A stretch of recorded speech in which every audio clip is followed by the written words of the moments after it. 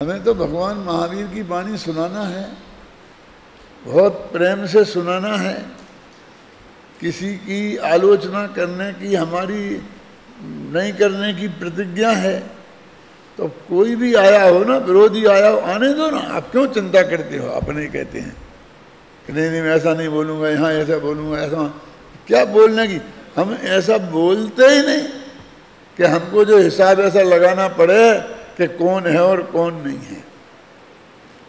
तो ऐसे वो अगणित जो गेय हैं तेरे ज्ञान में झलकेंगे तो कोई चिंता की बात नहीं है। कोई झलके, विरोधी झलके, पक्ष का झलके, उससे तेरे ज्ञान स्वभाव में कोई अंतर आने वाला नहीं है।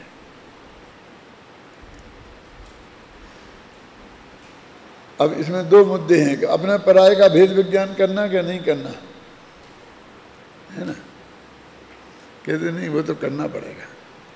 जब फर्क ही नहीं पड़ना है तो फर्क क्यों करना है? तो कहते हैं कि ये स्व और पर, इन दो के बीच में भेद विज्ञान करना है। अपना त्रिकाली ध्रुव भगवान आत्मा और एक सारा जगत। क्योंकि अभी हमने सारे जो गे हमारे ज्ञान में आए ना, अगणित, ध्यान देना, तो उनमें से जो जो हमारे ज्ञान का गे आया और उसको ही हमने अपना मान लिया। ये हमारी अनादिकालीन गलती है। जो जानने में आया वो हमने, अब बड़े उदारता से हम बोलते हैं अयम निजा परो वेत्ति गणना लघु चेत साम उदार चरिता नाम तू वसुधैवे कुटुम्बकम। सुना कभी ये छंद? आता होगा इसका अर्थ। तो कहते हैं कि ये मेरा है, ये पराया है। ऐसी तो क्षुद्र जीवों की बुद्धि होती है।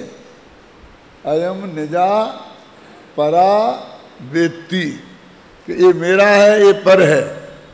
गणनाम लघु चेतसाम, ऐसी गिनती तो लघु छोटी बुद्धि वाले करते हैं। उदार चरिता नाम तू, जिनका चरित्र उदार है, ऐसे लोग तो कहते वसुधा, सारी पृथ्वी हमारा कुटुंब है। वसुधैव कुटुम्बकम, है ऐसा बोलते ना। इसको बहुत अच्छा मानते हैं सारी दुनिया। हम तो सारी दुनिया को अपना मानते हैं, सारी दुनिया को अपना मानते हैं। वो समझता है कि हम सबसे बड़े महान हो गए, महान महात्मा हो गए, संत हो गए, और यहाँ कहते तुम सबसे बड़े अज्ञानी हो गए। सारी दुनिया को अपना माना, निज माना, इससे बड़ा अज्ञानी और कौन होगा? तुम कहते हो कि अपना वो त्रिकाली ध्रुव भगवान आत्मा है, वो ही निज है और बाकी सब पर हैं। तुम इतना जान लो और फिर उनको झलकने दो, फिर कोई खतरा नहीं है। अब ये तो कहता है कि हमारे क्यों उनमें हमारा अपनापन क्यों हुआ? तो फटाफट कहता है कि हमारे जानने में आए। जानने में नहीं आए होते तो गारंटी से हम उनमें अपनापन नहीं करते। फिर कैसे करते तुम्हें, जब तुमने जाना ही नहीं जिसको? ये ऐसी बात नहीं है कि देखो मैं क्या करूं, मेरा हृदय तो बहुत पवित्र है, कभी उसके हृदय में बेकार नहीं आता है। लेकिन दूसरे का ऐसे बहुत बहुत बढ़िया अच्छे गहने महने देखकर मन बिगड़ ही जाता है। और ये कोई सुंदर महिला दिखाई दे तो मन बिगड़ ही जाता है। तो अब क्या करें, इन सुंदर महिलाओं को, गहनों को इस देश से बाहर निकाल दें। ये गहनों को, हीरे जवाहरात को निकाल दें तो कंगाल हो जाए देश। माताओं बहनों को निकाल दें तो 10-20 साल में ख़त्म ही हो जाएगा, प्रोडक्शन बंद हो जाएगा ना। बोलो क्या करें कि वे तो यहीं रहेंगे, इसी लोक में रहेंगे। उनको तेरे ज्ञान के वो गे ना बने, इसका कोई इंतजाम नहीं हो सकता। बस तू अपने और पराये का भेद विज्ञान कर ले, फिर तेरे ज्ञान में पर भी बनता रहे तो कोई दिक्कत नहीं, निज भी बनता रहे तो भी दिक्कत नहीं। होता तो ये है कि पर पदार्थ के को अपना मानने का निषेध किया जाता है। क्या किया जाता है? पर पदार्थ को अपना मानने का निषेध किया जाता है। और ये कहता है कि जाना तभी तो माना, इसलिए ये जानने का निषेध समझ लेता है, मानने की जगह जानने कर देता है। तो गुजरात में जाओ तो एक बहुत गीत प्रसिद्ध है, और जान ठोक के वो लोग कहते हैं कि देखो कितना क्लियर लिखा है कि पर को जानना बहुत बुरा है।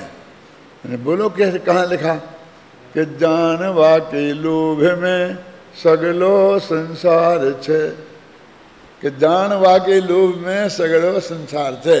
देखो पर को जानने का है ना, सारा संसार उलझा है ना उसमें, वो आनंद दुख पा रहा है। तो मैंने कहा भले आदमी, इसमें जानने की वजह से पा रहा है, ये लिखा है कि जानने के लोभ से पा रहा है। तो ये लोभ का निषेध है कि जानने का, और लोभ के निषेध को जानने का निषेध कर देता।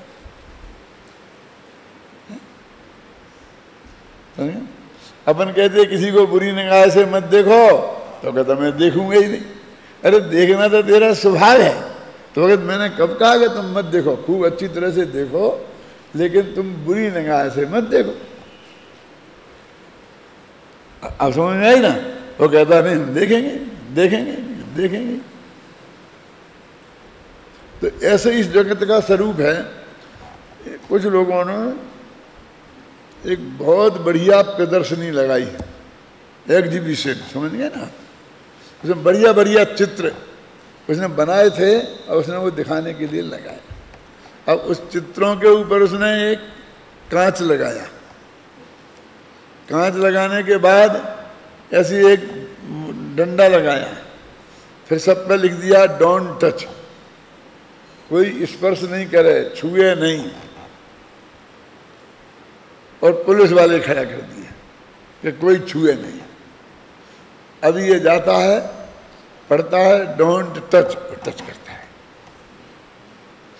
इसके चैन नहीं पड़ती है। वो कहते भैया इसे टच मत करो, ये खराब हो जाएगा। कांच लगा दे, कांच गंदा हो जाएगा भाई साहब तुम्हारे छूने से, आप मत छुओ ना, देखो। फिर हमें चैन नहीं पड़ती, तो पुलिस वाले को खड़ा किया कि कोई छुआ तो उसे रोक देना। तो पुलिस वाला रोकता है, गजब हो गया, हम छू तक नहीं सकते, क्या अन्याय है, कैसी भारत आजाद है। अब बोलिए क्या करें? वो कहते हैं कि हम नहीं मानेंगे छुए बिना, क्योंकि हमको दिखाई देता है तो छूने का विकल्प आए बिना रहता नहीं। तो वो कहते हैं कि भाई तुम जाओ मत देखो, कि नहीं फिर तुम प्रदर्शनी बंद कर दो। हम क्यों बंद कर दें? हमने प्रदर्शनी लगाई है, टचनी नहीं लगाई है। क्यों? तुम देखो, हम क्यों बंद कर दें? तुम पे नहीं देखा जाता है बिना टच किए, तो तुम्हें देखना बंद करना पड़ेगा। और देखना बंद करने का मतलब है निगोद में जाना पड़ेगा। पूरा बंद तो तब भी नहीं होगा, लेकिन जितना अधिकतम बंद हो सकता है तुम्हारा देखना बंद हो जाएगा, क्योंकि तुम बिना पर को अपना माने देख नहीं सकते। यही है ना?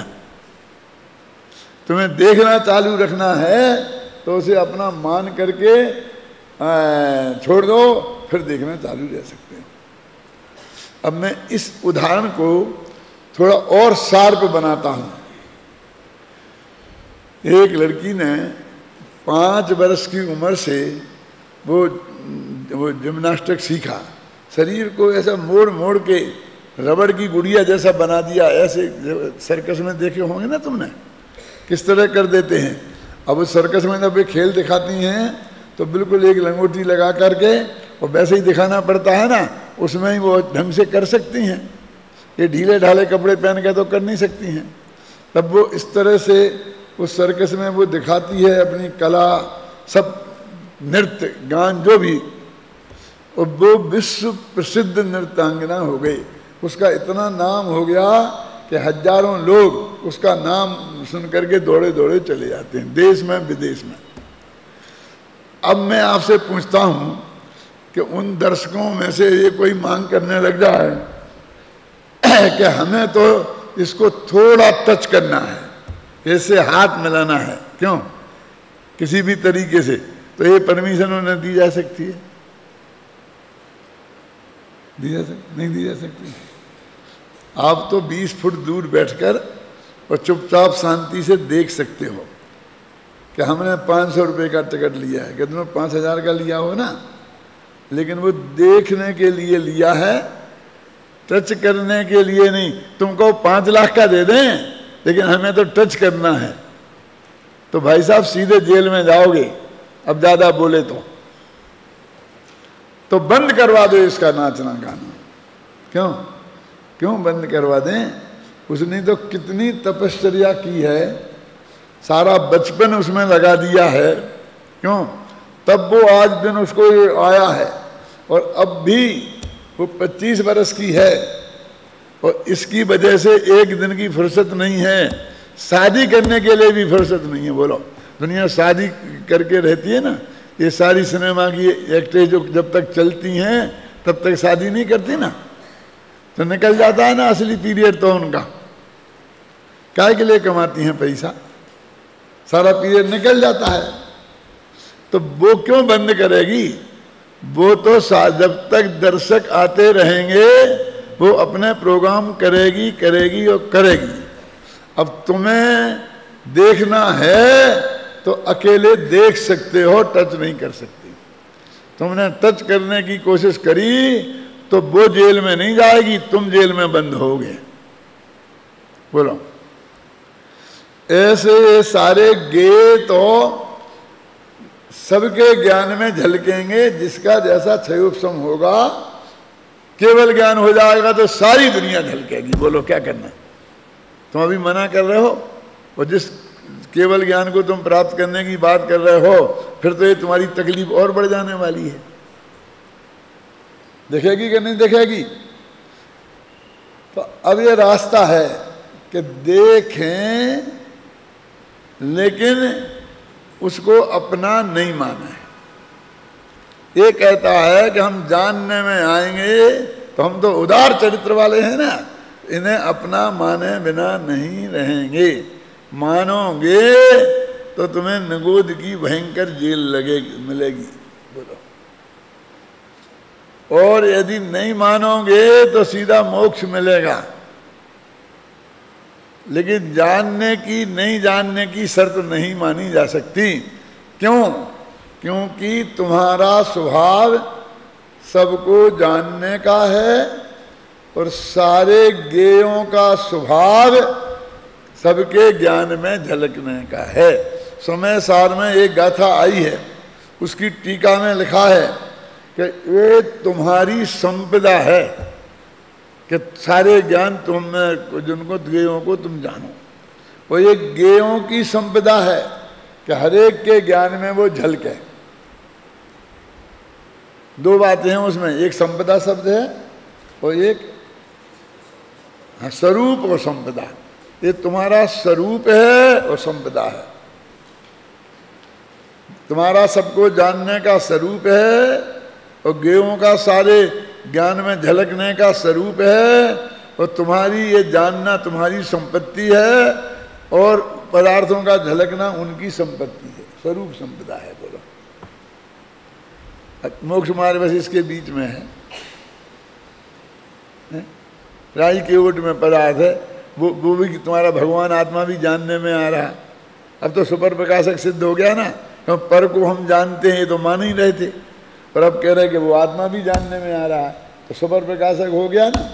और जब तुम अपने को जानोगे, सिद्ध भगवान बन जाओगे, अनंत भगवान, तो अपने को जानोगे ना, निरंतर अपने में लीन रहोगे ना, तब भी लोकालोक तुम्हारे ज्ञान में झलकता रहेगा। बोलो, ऐसा कौन सा समय है जब दोनों स्व और पर एक साथ हमारे ज्ञान के ज्ञेय नहीं बनेंगे? ये स्वभाव है भाई साहब, इसे नहीं मेटा जा सकता है। और अब ये कहते हैं कि हमको जो अनुभूति करनी है, अपनापन करना है, किसमें? वो भेद विज्ञान मूलक होनी चाहिए। उसमें अपने पराई की पहचान होकर मैं कौन हूँ इसका निर्णय होना चाहिए, और उसमें फिर हमारा अपनापन होना चाहिए।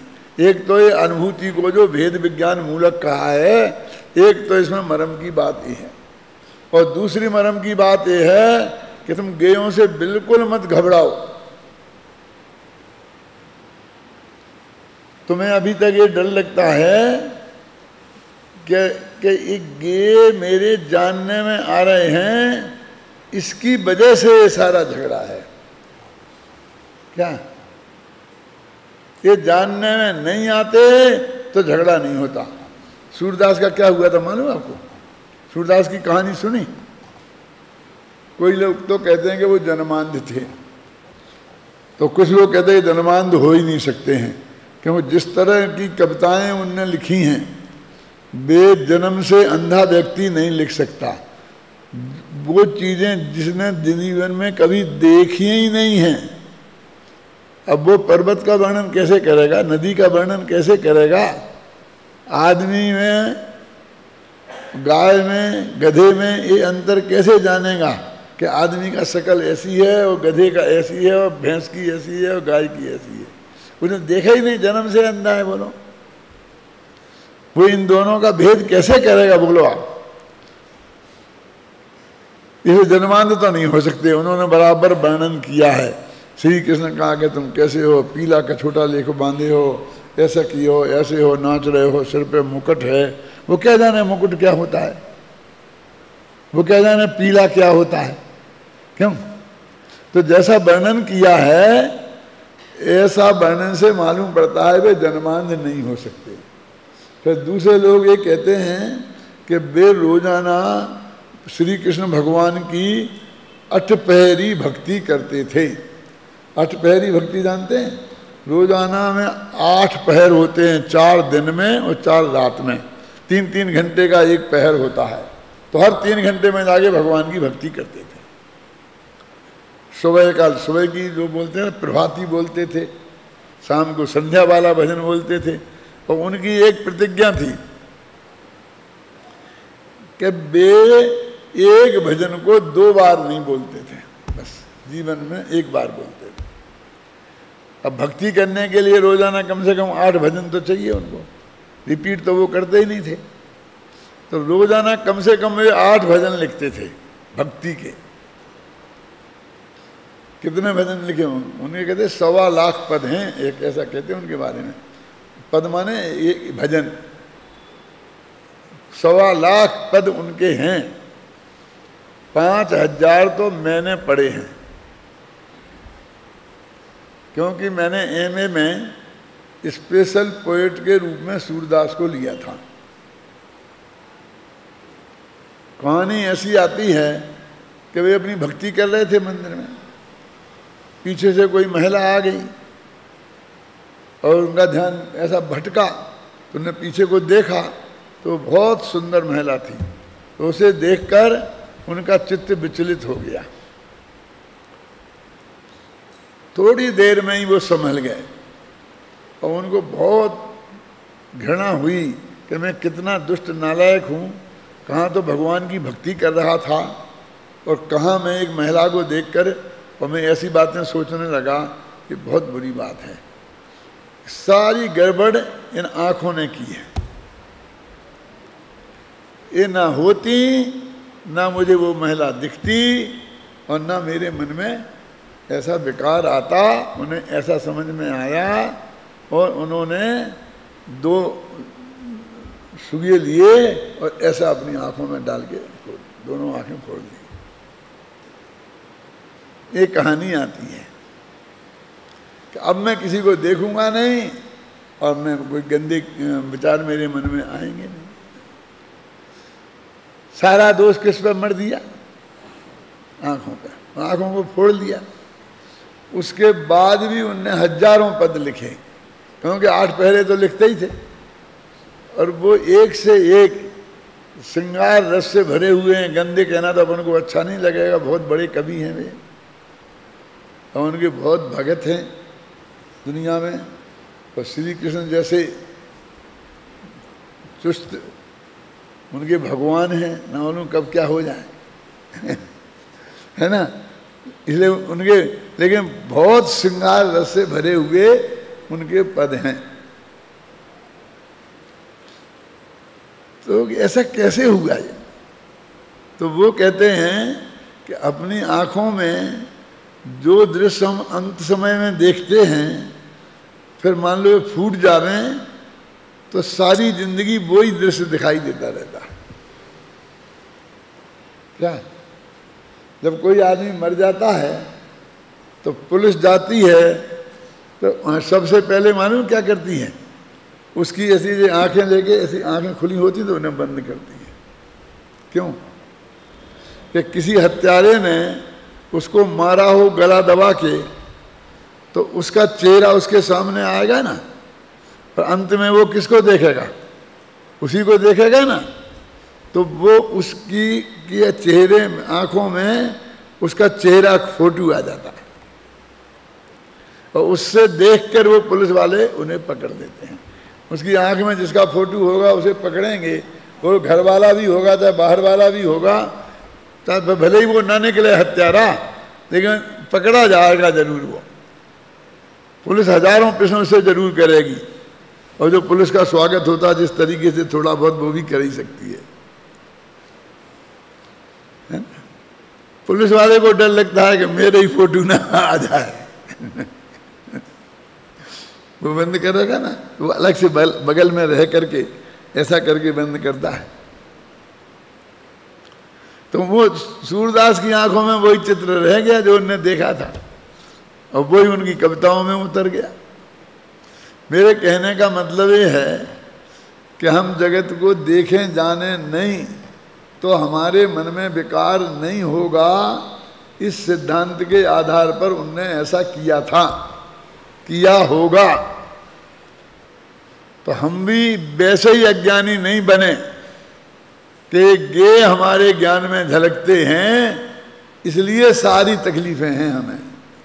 ना ये झलकते, ना इन्हें हम अपना मानते और ना हम मिथ्या दृष्टि होते। और वो ये कहते हैं कि इन्हें झलकने दो। समंतभद्र ने देवागम स्तोत्र में उनकी एक कारिका आती है। कारिका जानते क्या है? जैसे प्राकृत की जो होती हैं समय सार में गाथाएं होती हैं, फिर अपन बोलते हैं कि इसमें छंद हैं, फिर इसमें कुछ अलग अलग नाम होते हैं ना। ऐसे न्याय शास्त्र के जो ग्रंथ होते हैं उनमें जो छंद होते हैं उन्हें कारिका बोलते हैं।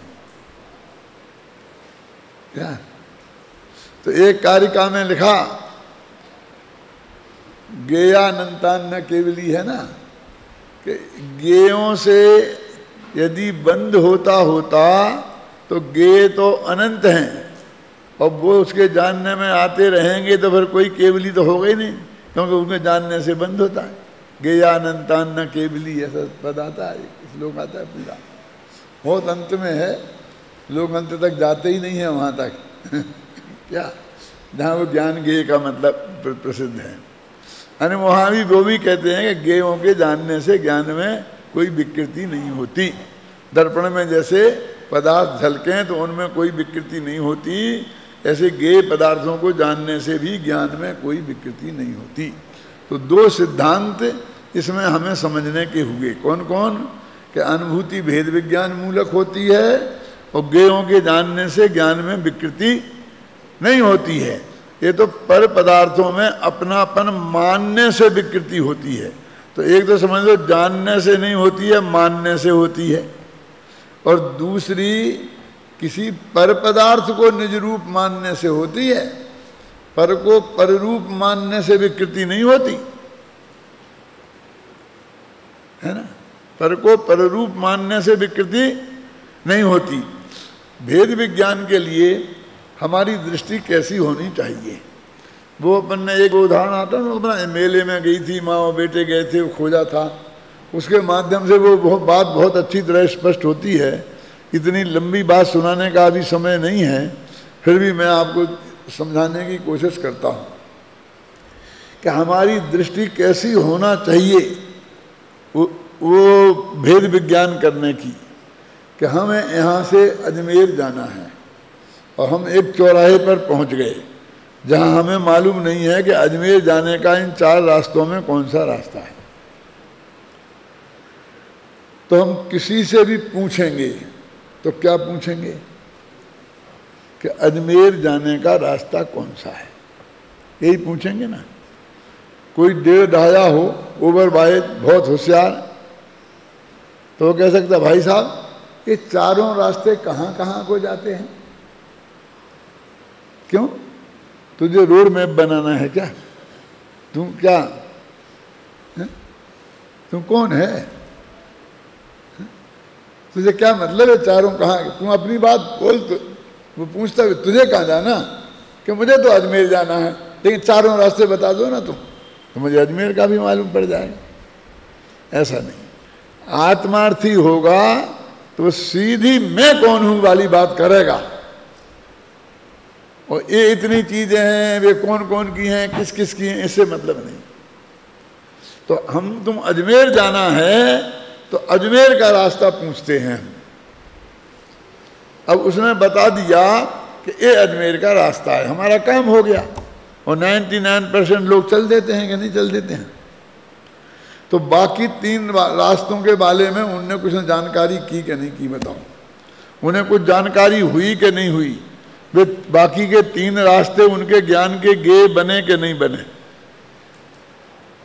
बने। कैसे बने? कि ये तीनों रास्ते अजमेर के नहीं हैं। हमें उनके बारे में इतना ही जानना पर्याप्त है। ये कहाँ के रास्ते हैं ये जानना जरूरी नहीं है। क्या? और ये भी इसलिए कि कहीं हम अजमेर जाने के लिए इन रास्तों पर ना चले जाएं। उन पर जाने के लिए उन्हें नहीं जानना है, उन पर नहीं जाने के लिए उन्हें जानना है। और अजमेर का रास्ता अजमेर जाने के लिए जानना है। दोनों में अंतर हो गया ना, जानने में फर्क। तो बाकी के 3 रास्ते हमने जाने नहीं, हमारे जानने में आए हैं। और उनसे भी हमें लाभ हुआ कि इन पर हमें नहीं जाना है। ऐसे ही पर पदार्थ और स्व का, पर स्व को तो जानना है, उसमें जाने के लिए, जमने के लिए, रमने के लिए। और पर को जानना है उससे बचने के लिए, उसमें अपनापन न हो जाए इसके लिए। तो दोनों के जानने में अंतर आ गया ना। अब थोड़े आगे बढ़ते हैं। अपन को अजमेर जाना है ना, तो हम पूछते भाई अजमेर के रास्ते में पेट्रोल पंप मिलेगा? क्योंकि मेरी गाड़ी में पेट्रोल कम है। कि हाँ मिलेगा, चिंता मत करो, चले जाओ। वो चाय की दुकान, तो हमारा पेट्रोल मिलेगा कि नहीं? अरे बहुत बहुत मिलेंगी, चिंता मत करो। रास्ते में कोई डर तो नहीं है? रात में जा सकते हैं कि नहीं?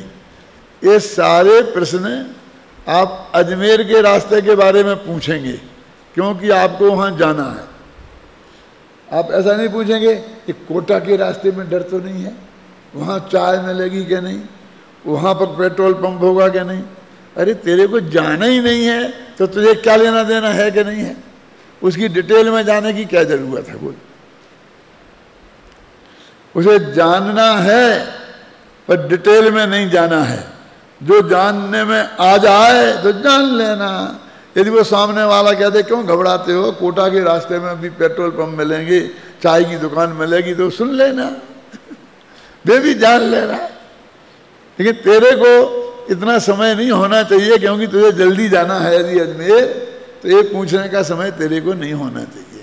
यदि तुझे जल्दी मोक्ष में जाना है तो पर के डिटेल में जाने की तेरे को जरूरत नहीं होना चाहिए।